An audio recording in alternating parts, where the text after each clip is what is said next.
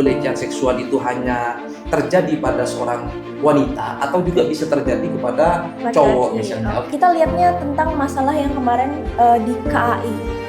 Laki di viral tuh orang perempuannya karena ada masalah diganti tuh sama cowok kan.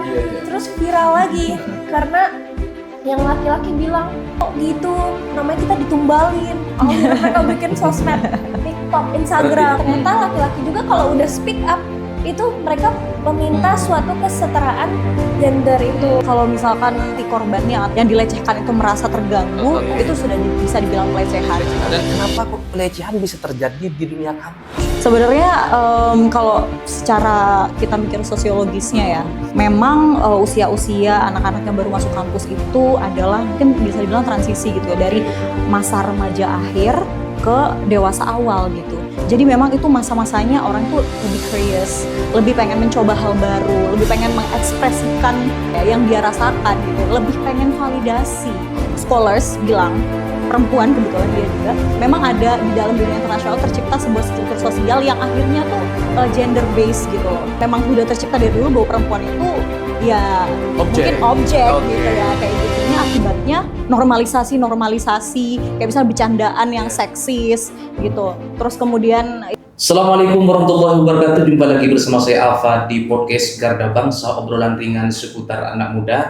Kali ini kita akan membahas berkaitan dengan pelecehan seksual yang hari ini membuat kita semua kaget, sedih, terutama bagi orang tua yang ingin menitipkan anaknya di lembaga-lembaga pendidikan. Pada podcast kali ini kita akan membahas berkaitan dengan darurat pelecehan seksual di kampus, dan tentunya saya telah didampingi oleh dua Sri Kandi. Saya sapa dulu di sebelah kanan saya aktivis perempuan Sabrina. Selamat datang, Mbak.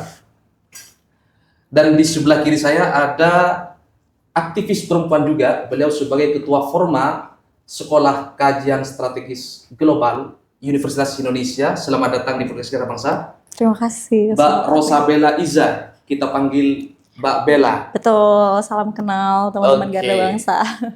Oke, sahabat sekalian, dimanapun Anda berada, podcast kali ini sebenarnya kita akan merespon beberapa kejadian yang akhir-akhir ini terjadi, terutama di lembaga pendidikan yang seharusnya menjadi tempat paling aman buat anak didik kita, tetapi akibat ulah segelintir oknum, kita semua merasa prihatin, dan tentunya kita akan kupas tuntas hanya di podcast Garda Bangsa. Oke, saya terlebih dahulu ke Mbak Sabrina, sebagai aktivis perempuan. Melihat pelecehan seksual itu seperti apa sih?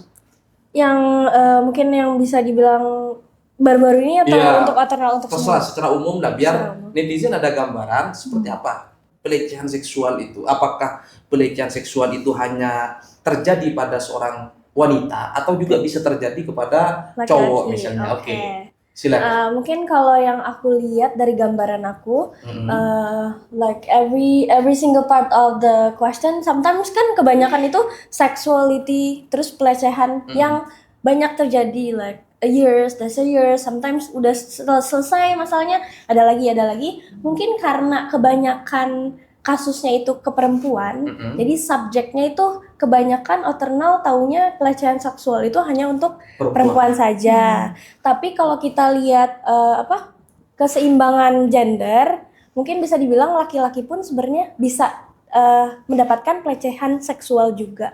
Karena kita bisa tanya kedua sisi. Aku pernah ada beberapa survei by the genderistic, kayak misalkan girls will be say, oh ya aku dapat pelecehan seksual ini nih. Padahal ada juga beberapa hal yang bisa dibilang laki-laki atau cowok ya, laki-laki mungkin nyantainya cowok kali ya, cowok terus ditanya, mungkin karena kita belum tanya ke sisi laki-laki aja. Belum pernah ada survei. Iya, belum ada survei juga. Oke. Karena kan beberapa hal yang jadi permasalahan sekarang ini mungkin karena subjeknya selalu ke perempuan. Jadi terjadilah kebanyakan orang taunya ya pelecehan seksual itu perempuan. Tapi menurut aku kita lihatnya tentang masalah yang kemarin di KAI. Laki-laki. Terus kan jadi viral tuh, like pas setelah di change switches, switch yang perempuan lorong perempuannya karena ada masalah diganti tuh sama cowok kan. Terus viral lagi karena yang laki-laki bilang ada yang kok gitu, namanya kita ditumbalin, akhirnya mereka bikin sosmed, TikTok, Instagram. Berarti ada emansipasi Iya. laki-laki gitu ya. Oke. Di situ setelah we're up the all the news, terus kita tanya the subjeknya ke laki-laki, ternyata laki-laki juga kalau udah speak up itu mereka meminta suatu kesetaraan gender itu. Nah jadi aku lihat mungkin kalau kita tanya ke perempuan, ada hal juga yang sometimes yang kita nggak akan ceritain di sini ya. Ada aja pasti pelecehan seksualnya. Kalau pengalaman Mbak sendiri ya, hasil meneliti atau berdasarkan curhatan teman-teman di kampus atau dimanapun berada mereka, faktor terjadinya pelecehan seksual itu apa karena faktor pakaian yang terlihat terlalu minim atau seperti apa kira-kira? Sometimes yang aku lihat kita juga nggak bisa lihat dari pakaian salah satu orang gitu, kayak karakteristik orang kan sometimes beda-beda.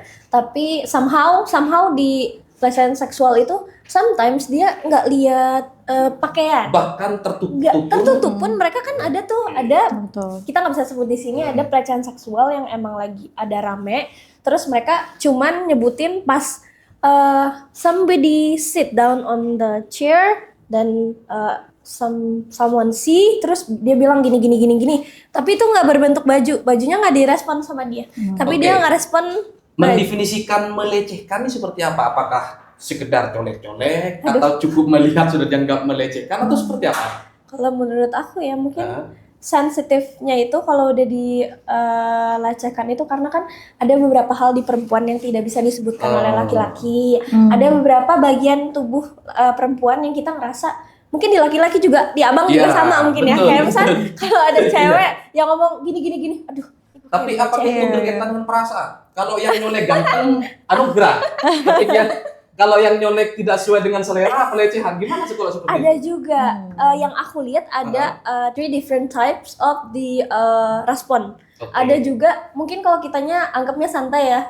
Ada yang kalau dia tapi ini aku jawabannya as a natural aja. Tapi misalkan gini, yang ngelecehinnya tampan misalkan, yang diresponnya dia suka gitu. Nah kita berarti ada 2 sisi di sini. Kalau suka tidak terjadi pelecehan. Kadang ada aja kan ya. Kadang dia ngerasa ada beberapa yang aku lihat, misalkan dia ada beberapa hal yang ini, misalkan yang responnya dia ganteng. Tapi perempuan kadang kalau emang bahasanya yang kita sensitif itu tadi, kita tetap marah. Oh berarti titik kan?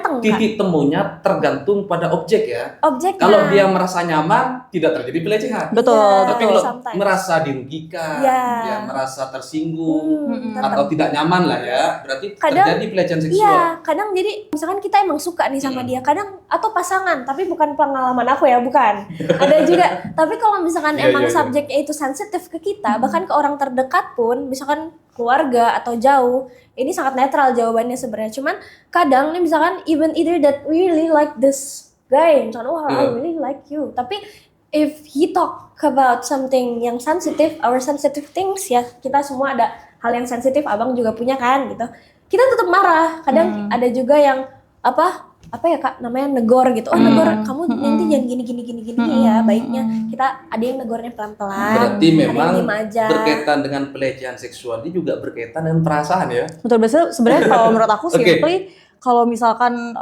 si korbannya atau yang yang dilecehkan itu merasa terganggu, itu sudah bisa dibilang pelecehan gitu. Dan dia berhak melaporkan. Berhak.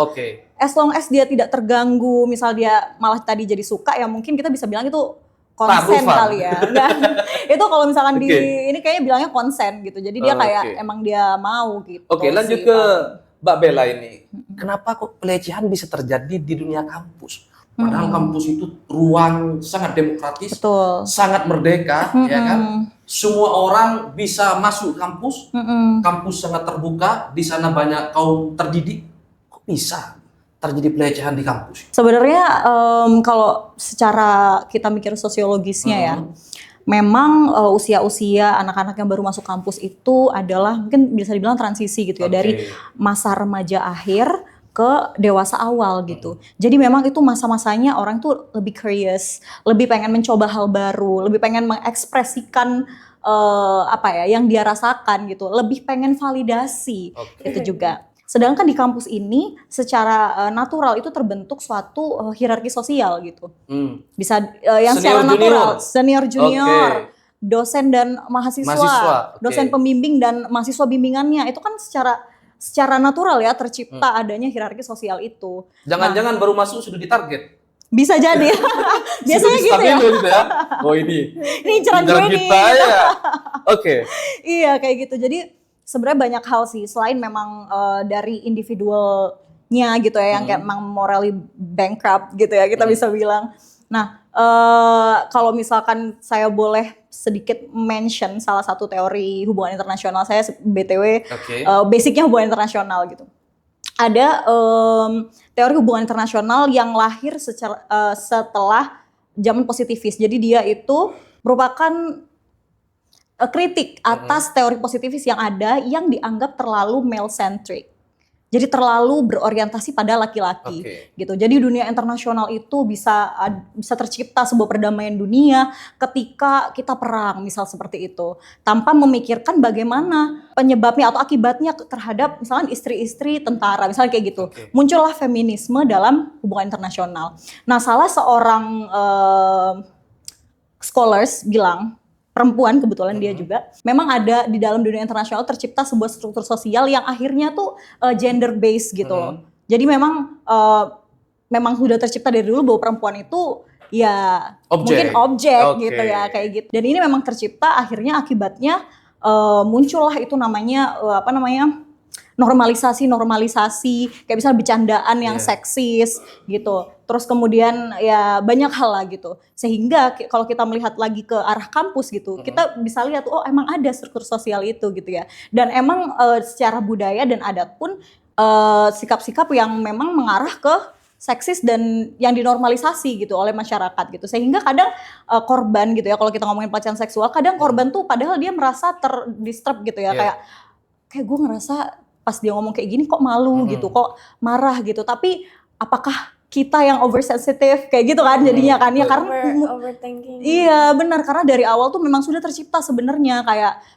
terkonstruk gitu ya idea-idea tersebut gitu. Jadi memang artinya memang yang menyebabkan banyak sekali korban yang takut melapor karena masih ragu ini. Betul, karena kadang tuh dia denial gitu loh. Karena udah terkonstruk nih, oh bahwasannya kalau misalkan cowok bercandaan seperti ini itu berarti sebenarnya bercandaan aja kok. Kalau misalnya hal-hal normal ya. Betul, hal normal. Namanya juga cowok gitu ya. Banyak juga yang bilang coba aja lu ke tongkrongan cowok pasti isinya akan bercanda kayak gitu. Nah, ini kan berarti ada kita dinormalisasi. Terus bagaimana menyelesaikan masalah seperti ini? Menyelesaikan masalah seperti ini sebenarnya kalau kita ngomongin soal pendidikan karakter lagi kayak udah ketuaan ya. Ketuaan udah iya, lu masih ngomongin pasti perempuan lebih memahami. Ya sebenarnya dari laki-lakinya sih atau dari pelakunya, kita nggak ngomongin laki-laki dan perempuan deh gitu, dari pelakunya gimana caranya dia sebenarnya memang hasrat seksual itu mungkin ada di setiap orang ya, tapi kan bagaimana dia mengekspresikannya itu sudah tanggung jawab dirinya sendiri gitu. Kayak gitu. Kalau kampus sendiri sejauh mana mereka serius menangani persoalan-persoalan seperti ini? Apakah sudah ada lembaga khusus bagaimana menyiapkan agar para korban dengan mudah melapor atau seperti apa? Sebelum menjawab pertanyaan tersebut, kayaknya saya mau mengapresiasi lah bagaimana negara berusaha untuk hadir gitu ya, berusaha untuk hadir menangani atau mencegah kasus pelecehan atau kekerasan seksual gitu dengan adanya undang-undang TPKS, terus kemudian ada kalau di dunia pendidikan ada Permendikbudristek nomor 30 itu yang mewajibkan setiap kampus itu punya satgas gitu ya, satgas PPKS untuk menangani kekerasan seksual gitu. Nah tapi kalau kita ngomongin bagaimana kampus menginternalisasikan peraturan tersebut ke dalam ke dalam lingkungan kampus ini yang sebenarnya masih menjadi PR gitu.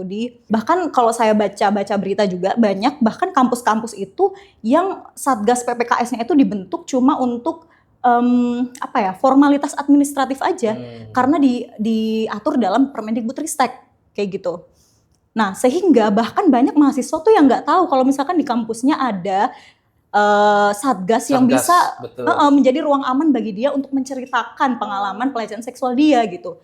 Masih banyak kayak gitu. Itu artinya masih banyak PR yang harus kita lakukan ya, terutama di internal kampus. Bagaimana kemudian kesadaran, yang penting kan kesadaran. Bagaimana kemudian teman-teman di sana memberanikan diri ketika terjadi hal-hal yang tidak mereka inginkan. Betul, dan harus memang ada sosialisasi sih. Oke. Jadi salah satu yang diatur dalam Permendikbudristek adalah bagaimana Satgas ini melakukan sosialisasi secara berkala gitu loh kepada mahasiswa agar tahu nih mereka bahwasannya ada nih kita hadir gitu loh untuk membela kalian misal kayak gitu. Oke. Jadi mahasiswa bisa lebih tahu kayak gitu. Ini nggak semua Luar tahu biasa berarti nih ya? Nggak semua tahu, bahkan banyak yang kayak Oke. itu apa ya, emang gimana cara lapornya, mekanismenya bagaimana gitu, lewat apa, DM kah atau Iya, iya. apa kan masih banyak yang kayak Aku gitu. juga nggak banyak dengar Coba itu. ke Mbak Sabrina dulu. Apa dampak psikologis, terutama bagi mahasiswa yang masih semester 1, semester 2 masih rentan-rentannya ya, Oke. terhadap masa depan akademiknya? Yang aku dengar tadi pertanyaannya itu kan ini ya, apa namanya, untuk faktor psikologinya. Iya. Berarti untuk anak-anak yang sudah di Mengalami university Iya, atau yang sudah mengalami Pelecehan. seksual. atau bisa dibilang berarti dari younger age, dari kecil. Iya, betul. Oke. Kalau dari agak kecil mungkin younger age aku ada pernah ngalamin sendiri. Oke. Mungkin pelecehan itu bisa dimulai dari bullying dulu kan. Sometimes bully and the beriringan, sejajar, hampir sama. Nah, jadi yang bakalan kena itu sebenarnya psikologisnya udah pasti. Nah, itu untuk masa depannya. Jadi example dia dapat hal ini di I told you guys that from the younger age, yang itu aku bilang dari kecil mungkin mulainya Oke. dari bullying dulu. Artinya bawaan dari rumah ya? Apa? Bawaan dari rumah, sebelum masuk kampus mereka sudah mengalami trauma itu ya? Mungkin dari sekolah dulu Ya, kecilnya. dari masa sekolah ya? Ya, Oke. masa sekolah. Karena mungkin udah SDM, sebenarnya SDM juga karakter building anak-anak di Indonesia mungkin di awalnya itu pasti kan karakteristiknya tadi dimulai dari kecil. Nah, yang aku lihat mungkin kata kakak tadi, Kak Bella tadi aku setuju juga, apa ada yang kata kakak kita kalau kita ngerespon umur segini udah ketuaan. Iya. Iya, benar. Jadi sebenarnya mungkin Yang kita diskusikan ya adik-adik ya? mungkin bisa dibilang Oke. mungkin kita sebenarnya kalau untuk memperbaiki karakteristik itu kita bisa mulai dari anak-anak yang umurnya masih kecil. Karena dulu aku pernah ngalamin itu bully ya. Aku belum ngerasa itu suatu pelecehan seksual karena I feel like itu cuman bullying dan I feel like really overthinking. Aku Iya. takut Oke, sekolah. bagaimana? Aku yang ngerasain sendiri malah. Bagaimana Mbak bisa keluar dari persoalan itu? Nah, itu sangat berpengaruh di perkembangan sekolahku. Oke. Dulu kan aku sekolahnya di Indo tuh sampai SD-an, SD terus sempat sekolah di luar gitu kan. Oke. Nah, pas di Indo itu nempel. Bayangin aku udah segede gini tapi nempel. Kayak pas SD umur berapa itu? Kelas 3 SD kalau nggak salah. Itu sama cowok, Kak. Emang aku sama cowok waktu itu di ada bullyingnya tuh tentang badan aku juga. That's it. Aku belum bisa compare that one. Aku udah ngalamin hal itu dari kecil berarti bisa dibilang. Tapi Mempengaruhi karena- self esteem juga ya. Karena itu belum masuk ke hal ranah seksual, jadi I feel like itu masih bullying ya Kak. Tapi karakteristik anaknya pasti ngaruh. Terbentuk ya? Terbentuk. Terbentuk. Karakteristiknya tuh dia ngaruhnya pasti oke, kita antarnya udah di umur yang university ini mungkin ya. Apalagi untuk korban-korban yang udah ngalamin, apalagi yang udah ngerasain hal itu, apalagi yang sudah merasakan hal tersebut. I feel like it will be continuous on their life. Dan ini udah crisis time in this country. Nah, Kita kembali ke kampus nih. ya, Persoalan seperti ini sebenarnya ibarat gunung es. iya. Terjadi di mana-mana, tapi Betul, banyak yang nggak berani speak up, begitu kan ya? bener-bener. Oke, problem ini apakah dalam rangka menjaga nama baik kampus atau harusnya mahasiswa itu memberanikan diri untuk speak up? Seperti apa kira-kira nih? Kan kita bangga nih punya kampus kan, Iya, menjaga nama baik kampus lah. Daripada mengorbankan kampus, lebih baik mengorbankan kita diri sendiri misalnya. Seperti apa kira-kira? Jadi yang aku bisa jawab itu ada two side of it. Oke. Dia jawabannya ada dua sisi mungkin ya. Dua sisinya kita bisa nanya ke mahasiswanya langsung, kita bisa nanya ke sisi university-nya. Itu nyambung, jadi itu beriringan. Jadi example we ask the some question ke mahasiswanya dulu. Misalkan pasti mahasiswa tuh pengennya speak up. Aku pengen speak up nih, aduh aku takut sendiri. Karena balik lagi yang ke psikologisnya, dia pasti takut ke kampus. Dia ngerasa apa aku ada yang kurang, apa aku ada yang salah, right. Apalagi kalau udah sensitive things, laki-laki sebutin, bener gak? Apa kita ngerasa apa ini terlalu too much, apa ini I feel like overthinking ini kurang, bener gak Kak? Apalagi apa ngerasa Betul. apalagi bagian tubuh kita salah satu kena sebut, apalagi dengan bahasa yang salah, misalkan bahasa yang kasar, bener gak kan? Kita juga udah tahu tuh ada yang viral juga itu bahasanya menyangkut bagian tubuh perempuan, itu pasti dia kena psikisnya, terus kena ke seluruh ini. Jadi contoh dia mau speak up, tergantung dari university-nya tersebut. Misalkan dia udah speak up, makanya tadi beriringan juga jawabannya ada sosialisasi. Mungkin kalau dia punya dan sudah tahu ada apa, ada yang tadi apa tuh? PPKS yang Satgas itu ya? Satgas penanganan dan pencegahan kekerasan mungkin seksual. Dia bisa sebutin. Nah, mungkin ada beberapa yang sudah melakukan hal tersebut, kita udah speak up nih. Tapi university-nya kan pasti trying to hide all the things, right? Kayak kalau ini rame, university kita bakalan kena nih. Makanya ada beberapa university yang mahasiswanya sudah speak up, tapi university-nya tenggelamkan hal itu. Nah, akhirnya mahasiswa sendiri yang nge-viralin biar netizen yang bantuin kita. Itu. Iya, jadi ada dua sisi itu, dua sisi. Tergantung kampusnya juga. Tergantung kampusnya, tapi sebenarnya juga permasalahan lain adalah banyak juga satgas itu yang malah mempertanyakan lagi ke korban ketika dia mau speak up atau ketika dia mau ditawarkan dulu. Kayak kenapa kamu waktu itu diem? Misalnya pertanyaan-pertanyaan seperti itu. Berarti kan kamu konsen kalau kamu diem gitu kan. Atau kalau enggak, kok baru lapor sekarang? Kan itu terjadi udah. Tapi kan padahal korban itu ketika mau speak up, ketika mau bercerita itu kadang butuh waktu karena kan dia masih punya traumatized thing gitu kan dalam dirinya yang kayak dia nggak bisa langsung cerita, geter gitu kalau mau cerita. Karena saya beberapa juga ada pengalaman. Ada pasien juga. Pasien yang dia aja pas cerita tuh sambil nangis. Karena itu aja dia udah nggak jelas. Orang cerita tapi mentally belum ready gitu ya. Itu nggak jelas ceritanya apa gitu. Oke, bisa jelaskan nggak tipe cewek yang rawan jadi korban? Waduh, I would say nggak ada. Nggak ada. Dari Mbak?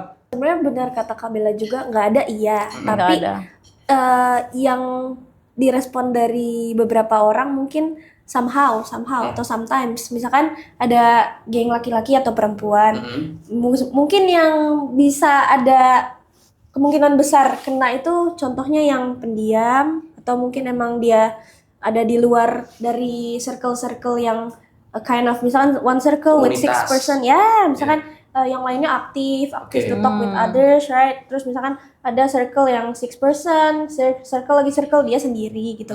Mungkin pasti ada beberapa hal orang yang jadi dari bullying dulu tuh baru ngarah lagi ke sensitive things, jadi pelecehan mungkin. But it's not the victims. Ya. Intinya kalau cewek rajin bergaul, punya komunitas, punya kegiatan yang positif di kampus, itu nggak ngaruh juga, makanya tadi enggak juga. Jadi enggak. Jadi makanya kalau bisa yang bilang enggak ada. Cewek tipe yang pemberani, that's never the victim sih. Demo tiap hari. Nggak pernah itu kesalahan juga. Victimnya sih. Lebih ke kesalahan pelakunya, kenapa dia nggak punya moral aja gitu, as simple as that. Bisa jadi kayak bisa kekena siapa aja, orang yang aktif, yang nggak aktif, yang diem, yang bawel. Intinya nggak ada celah menyalahkan korban gitu ya. Iyalah, jadi kadang kan kadang yang tadi yang ngaruh juga ke baju, pakaian, cewek suka atau enggak. Jadi bisa saya siapa tanya aja. sama cewek nih, kalau cowok tipe-tipe cowok yang rawan nggak ada juga ya? Bukan the victims. Jadi urusan pelecehan seksual itu bukan tentang feminisme, bukan tentang patriarki lagi, tapi tentang human rights gitu. Ini tentang apa ya? Ini kemanusiaan gitu. Nggak bisa disudutkan kepada salah satu gender aja, cewek aja atau cowok aja gitu. Kalau dia memang korban gitu ya, berarti itu bukan salah dia, bukan salah pakaian dia, bukan salah gender dia. Nggak bisa menyalahkan gitu. dia. Karena kalau kita lihat tradisi sosial masyarakat kita di Indonesia ya, kadang-kadang tuh kan perempuan kan harus tertutup, ya kan, berjalannya harus tegak lurus, jangan melambai misalnya ya. Ada banyak kode etik yang memang dijadikan standar pembenaran bahwa itu terjadi gara-gara si objek ini melakukan hal-hal yang memancing orang lain tertarik kepada dia, kira-kira begitu ya. Oke, saya pertanyaan selanjutnya ke Mbak Bella. Apakah organisasi kampus, baik internal maupun eksternal, cukup aman bagi mahasiswa perempuan? Kalau mau dibilang cukup tidak aman, enggak juga. Cukup aman, enggak juga. Gitu. Jadi, there's always both side ya. di dalam organisasi kampus itu juga ada hierarki sosial yang terbentuk gitu ya. Ada ketuanya, ada anggotanya gitu ya. Sesuai tadi yang dibilang sama teori feminis yang saya bilang tadi gitu. Kalau misalkan ada ketimpangan ketimpangan power gitu kita bilangnya, itu pasti ada meningkatkan tingkat vulnerability-nya dia untuk melakukan itu pelecehan seksual gitu. Jadi kalau kita bilang apakah itu aman, enggak juga gitu. Masih ada nih potensinya, masih ada, itu masih vulnerable gitu. Masih sangat rapuh gitu loh untuk bisa dibilang itu aman gitu. Tapi apakah itu tidak aman? Enggak juga gitu, karena di dalamnya banyak juga teman-teman yang mungkin malah bisa menjadi wadah gitu ya bagi korban, atau malah bisa membuat program-program untuk pencegahan terjadinya pelecehan seksual tersebut gitu. Jadi ada dua sisi lah gitu, nggak bisa dibilang nggak aman, nggak bisa dibilang aman. Saya kan aktivis gitu. perempuan nih. Mengapa kasus pelecehan seksual di kampus sering selesai diam-diam? Pertanyaannya kayaknya hampir sama itu, yang sama yang pertama tadi, Iya. ya kan? Yang tadi bisa dibilang berarti itu karena sistem SIM-nya itu sama persis sama yang tadi aku bilang two side. Mungkin gimana si university-nya itu merespon dua sisi tadi, yang tadi sosial kan itu nyambung semua tuh sosialisasi. Jadi kadang mahasiswa banyak yang kurang tahu ini tuh kalau ada satgas tersebut. Sometimes that scaring to say, sometimes udah nyampe ke sini tapi nggak up di universitinya. Kurang transparan lah ya, misalkan ada pun gitu. Jadi mungkin harus ada ketransparan dari mahasiswa, dari pihak yang tadi satgas itu, karena sometimes kayaknya sama nggak semua orang tahu, bener nggak semua orang tahu, bahkan aku juga kayak waktu itu belum tahu juga gitu. Jadi bisa dibilang sosialisasi itu harus yang tadi, karena nggak semua orang sanggup Kak. Tadi bisa dibilang psikolog anak muda itu terbentuk kan dari muda tadi, dari kecilnya. Jadi tuh kasihan anaknya waktu pas dia ngomong. Bener loh Kak, kalau orang lagi tegang tuh bisa gini loh. Iya, getar, sometimes dia bisa getar, bisa kejang atau nggak bisa napas. Makanya dia butuh text time. Makanya butuh waktu, kata-kata tadi kan nggak bisa yang jadi korban tuh langsung ngomong di hari itu. Sometimes dia harus banyak juga yang kayak gitu dulu, ya. berapa bulan, berapa ini dia baru ngomong. Jadi bisa dibilang kenapa bisa diem-diem selesai? Tadi kan diem-diem selesai kan. Nah makanya itu harus ada transparan tadi. Mungkin harus ada solusinya juga, cari solusi. Gimana caranya si korban-korban ini nih, apalagi perempuan, mungkin ya kalau dari aku apalagi perempuan, karena perempuan itu sexual things yang bikin kita sedihnya tuh banyak sama cowok-cowok juga kan yang rame gitu kan sensitif banget kita tuh, kita jadi misalkan dia bisa gini loh, bisa gini, takut bisa ke kampus kayak gini bener kayak itu ada itu psikologi manusia ya, human psikologinya itu dapat, jadi dia makanya bisa dibilang yang tadi itu beriringan bareng tuh, gimana caranya cari solusi si mahasiswa. Mungkin tadi solusinya lagi dia ngomong ke siapa, harus tahu. Jadi kita tuh udah harus tahu, misalkan aku mahasiswa nih, aku kena hal ini, I feel like it's really sad, aku harus ngomong something ke yang pihak berwenang gitu ya, pihak berwenang, gimana caranya ini selesai. Nah jangan sampai si korban-korban perempuan ini jadi korban lagi, jadi korban dua kali, dia udah korban seksual. Dikorbanin lagi sama universitinya gitu, karena dia nggak mau. Tanpa terasa kita sudah berada di penghujung podcast kita pada kesempatan kali ini. Nggak terasa lah ya. Jadi cepet ya. Atau masih ada yang ingin disampaikan nih, terutama buat kaum perempuan Adam ini. Sebenarnya sih, Ayo, Mbak, silakan. kalau misalkan bukan buat kaum salah satu gender ya. Iya, silakan. Cuman menanggapi juga ya tadi, sebenarnya simply kalau misalkan Satgas ini benar-benar menginternalisasikan Permendikbudristek itu tadi, benar-benar menerapkan gitu ya persyaratan-persyaratan untuk pembuatan Satgas itu gitu, saya rasa nggak akan ada hal-hal kayak tiba-tiba selesai, diem-diem udah selesai, mana nih kasusnya, ternyata gitu. Akan ada itu namanya transparansi gitu. Oh kasusnya udah sampai sini kayak gitu. Teman-teman bisa tahu gitu. Mungkin itu juga otokritik buat universitas ya gitu. Please. Iya. Tolong maksimalkan gitu peraturan yang ada. Tapi bukan berarti saya membela pemerintah bahwa peraturan itu cukup ya. Namanya peraturan itu pasti akan dinamis gitu. Semakin bertambah tahun, semakin bertambah hari, maka selalu harus ada improvement lah, harus ada penyesuaian lagi gitu. Saya minta closing statement dari Mbak Sabrina, pesan untuk para korban yang sampai hari ini belum berani muncul di permukaan. Oke, pesan saya dari saya mungkin untuk teman-teman yang sebagai atau yang sudah merasakan apalagi korban-korban pelecehan seksual di negara ini, mungkin untuk teman-teman yang bisa dibilang laki-laki atau perempuan, tapi aku ngewakilin khususnya untuk perempuan dulu juga, apalagi yang sudah jadi korban. I feel like it's really sad karena aku juga ngerasain yang namanya bullying dari really young. Mungkin itu different things with the sexual things juga. Pelecehan seksual kan di luar dari bullying ya, tapi dia hampir sama beriringan gitu untuk perempuan-perempuan. Semoga kedepannya lebih berani speak up lagi karena alhamdulillah juga kan di kasus di tahun ini ada pelecehan seksual yang up ke sosial media, banyak juga netizen mungkin yang pada marah-marah atau ngedukung itu pasti banyak juga yang ngerasain itu, nggak mungkin di salah satu kampus aja, pasti banyak gitu. Semoga pemerintah juga punya solusi untuk biar suara-suara that everyone yang ngerasain hal itu punya tempat atau wadah di mana kita bisa berani speak up juga. Semoga keadilan buat perempuan-perempuan, semoga jangan selalu terdetek, selalu dapat pelecehan seksual gitu dimanapun itu, mau itu di sisi kampus, mau itu di sekolah, SMA, SMP, SD. Pokoknya untuk perempuan-perempuan kedepannya semangat, semoga kita bisa menghadapi hal-hal yang sedih-sedih, menghadapi hal-hal yang tidak diinginkan. Kedepannya kita bisa, teman-teman juga bisa speak up, karena pasti banyak teman-teman di semua wilayah di negara ini, di Indonesia, kedepannya pasti akan mencari solusi gimana caranya kita everyone here yang ngerasain hal tersebut punya suatu sayap perlindungan. Oh, ada yang ngelindungin gitu. Jadi supaya psikologis perempuan-perempuan di Indonesia juga untuk dari semua kalangan atau laki-laki juga mungkin yang pernah ngerasain, semoga kedepannya kita mendapatkan solusi. Dan untuk semuanya yang masih berada di situ, semangat, kita juga pasti bisa ngadepin hal tersebut. Banyak yang dukung kalian, banyak yang sayang gitu.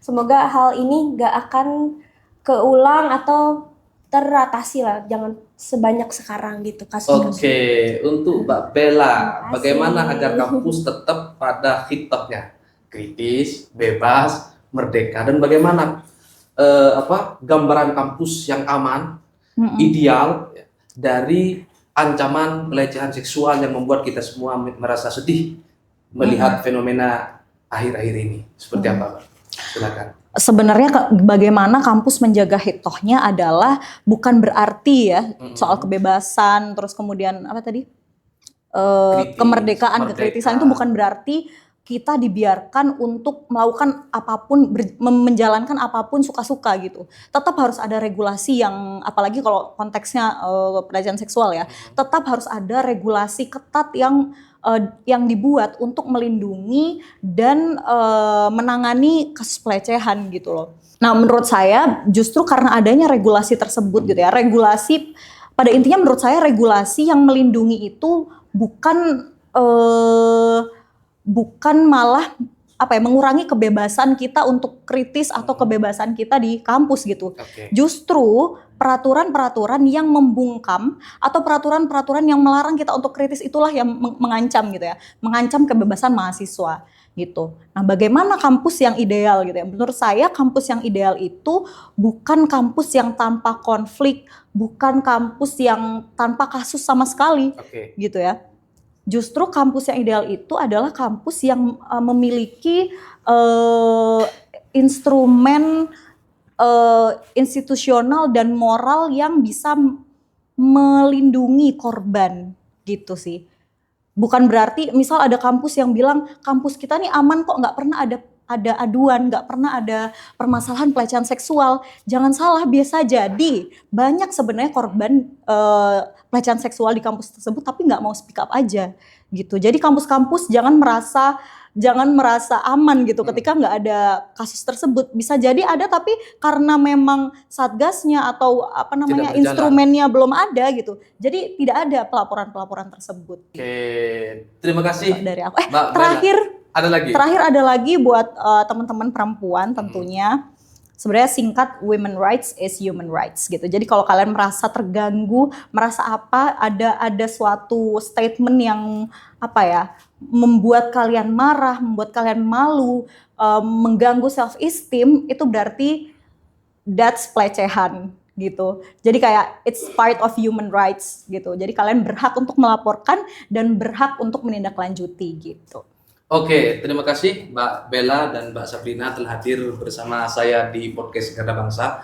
Sahabat sekalian, dimanapun Anda berada, kesimpulannya bahwa kita sebagai kaum laki-laki harus hati-hati. Karena pemerintah sudah menyiapkan banyak regulasi. Pelecehan seksual adalah tindakan-tindakan yang biadab, yang mengancam keseimbangan kita sebagai umat manusia.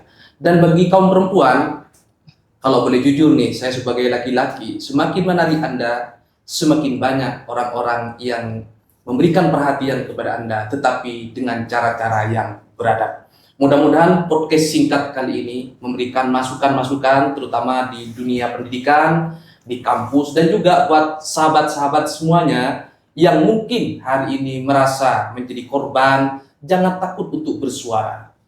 Jangan takut muncul ke permukaan. Karena sesungguhnya kita semua ini sama, memiliki hak yang sama di depan hukum positif Indonesia. Terima kasih atas segala perhatian. Mohon maaf apabila ada hal yang kurang berkenan. Jangan lupa like, subscribe, dan komen YouTube Garda Bangsa Media. Sampai jumpa. Assalamualaikum warahmatullahi wabarakatuh. Waalaikumsalam warahmatullahi wabarakatuh.